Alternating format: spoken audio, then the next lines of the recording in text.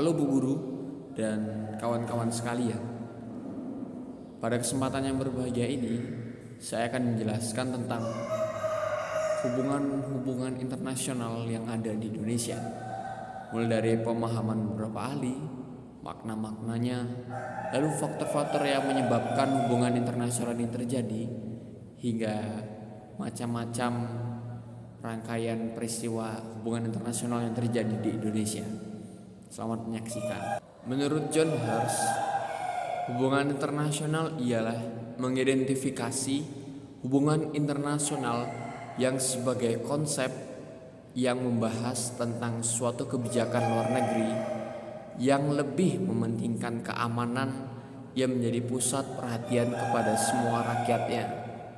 Lalu menurut Edward Hillard, ia menyatakan bahwa hubungan internasional merupakan hubungan yang dinamis atau dialektis yang membahas untuk perdamaian di dunia.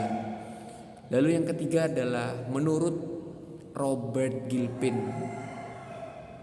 Ujarnya, hubungan internasional adalah ilmu yang mempelajari tentang ilmu-ilmu ekonomi, politik, sosial, budaya internasional yang mengarah pada politik keamanan militer yang seimbang. Lalu menurut Henry Kissinger, ia menyatakan bahwa hubungan internasional merupakan pembahasan pada kepentingan nasional dalam suatu negara internasional.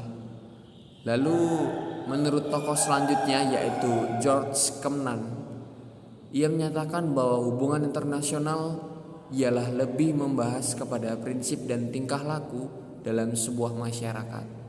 Lalu menurut tokoh Indonesia sendiri, pola hubungan internasional menurut pandangan Muhammad Hatta, ia menjelaskan bahwa dalam melaksanakan politik luar negeri, maka negara Indonesia melaksanakannya secara bebas dan aktif. Yang memiliki makna bebas adalah tidak memihak, dalam hal ini netral terhadap kedua blok, yaitu blok barat dan blok timur. Lalu aktif, yang artinya turut aktif menjaga perdamaian dunia dengan meredakan kepentingan yang terjadi akibat aksi-aksi yang dilakukan oleh kedua blok. Nah, lalu apa saja faktor-faktor yang diperlukan pada kerjasama dalam bentuk hubungan internasional? Yang pertama adalah faktor internal.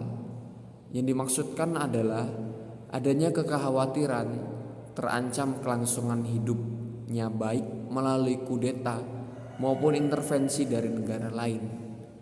Lalu faktor yang kedua adalah faktor eksternal, yaitu ketentuan hukum alam yang tidak dapat dipungkiri bahwa suatu negara tidak dapat berdiri sendiri tanpa bantuan dan kerjasama dengan negara lain. Ketergantungan tersebut terutama dalam upaya memecahkan masalah-masalah ekonomi, politik, sosial, budaya, pertahanan, dan keamanan. Lalu setelah saya menjelaskan tentang makna dari beberapa ahli dari luar maupun dari Indonesia dan faktor-faktor yang menyebabkan, kali ini saya akan menjelaskan salah dua peristiwanya. Yang pertama adalah Indonesia menjadi anggota Perserikatan Bangsa-Bangsa atau yang kita sebut sekarang adalah PBB yang ke-60 pada tanggal 28 September 1950. Meskipun pernah keluar dari keanggotaan PBB pada tanggal 7 Januari 1965 sebagai bentuk protes atas diterimanya Malaysia menjadi anggota tidak tetap Dewan Keamanan PBB. Akan tetapi pada tanggal 28 September 1966 Indonesia masuk kembali menjadi anggota PBB dan tetap sebagai anggota yang ke-60. Jadi yang di sini dimaksudkan adalah hubungan internasional kerjasama. Artinya dari beberapa negara PBB termasuk Indonesia juga melakukan kerjasama yang dilingkup pada suatu cakupan organisasi PBB. Jadi di sana mereka bisa membahas tentang masalah-masalah dunia, masalah-masalah sosial, politik, budaya, dan lain-lain. Lalu, peristiwa-peristiwa bentuk kerjasama yang dikembangkan bahasa Indonesia selain PBB ialah Indonesia aktif juga dalam beberapa organisasi internasional lainnya.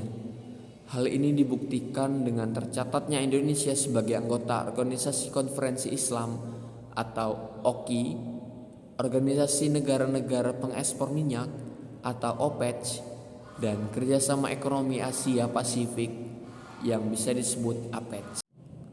Nah, Bu Guru dan teman-teman, mungkin hanya itu yang bisa saya dapat sampaikan, mulai dari pengertian dari beberapa ahli, makna-maknanya, lalu faktor-faktornya, dan 2 rangkaian peristiwa yang dapat saya berikan. Semoga pemahaman ini dapat bermanfaat bagi kita semua, dan semoga kita selalu diberkati oleh Tuhan. Amin. Terima kasih.